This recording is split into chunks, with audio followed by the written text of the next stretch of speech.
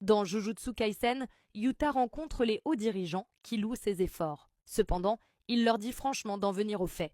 L'un d'eux ricane et affirme que le fait qu'il ait tué des esprits maudits ne prouve rien. Yuta leur demande alors s'ils souhaitent qu'il fasse un contrat pour leur assurer qu'il mènera à bien n'importe quel plan. Il ajoute que, puisque Yuji Itadori a coupé le bras d'Inumaki à Shibuya, il le tuera lui-même. À la fin de la réunion, 5 annonces importantes sont faites. D'abord, la confirmation que Geto Suguru a survécu. La peine capitale lui a été de nouveau infligée. Ensuite, Gojo Satoru a été reconnu comme co-responsable de l'incident de Shibuya.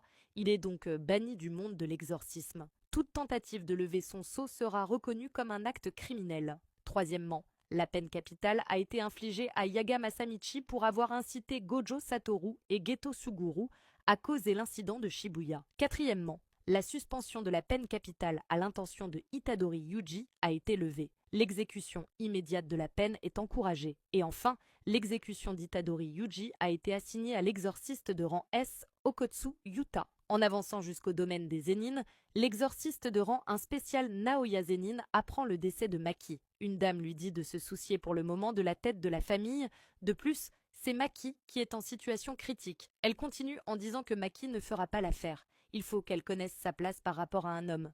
Une femme qui ne sait pas marcher 3 pas derrière son homme ne mérite qu'un coup de sabre dans le dos. Naoya ajoute que sur ce point, Mei serait parfaite. Mais la dame dit qu'elle a le même visage et le même tour de poitrine que Maki. Bien qu'elle soit forte, elle sait au fond d'elle-même qu'elle n'en est pas moins juste une femme. Après avoir critiqué Maki, Naoya rejoint Ugi et Jinichi qui le questionnent sur son retard car son père est aux portes de la mort. Il s'excuse et affirme que cela ne changera rien qu'il vienne ou pas puisqu'il sera le prochain chef de famille. Il ajoute « Mes frères aînés sont des bons à rien. Bien que vous soyez son frère, cher oncle, vous n'avez jamais eu grande importance et sa fille, aucun risque. Pour ce qui est de Jinichi, ta face vaut pas mieux qu'un Picasso. Si t'échangeais avec Toji, ça pourrait aller, mais là, cette déclaration énerve Jinichi qui l'attaque, mais Naoya esquive.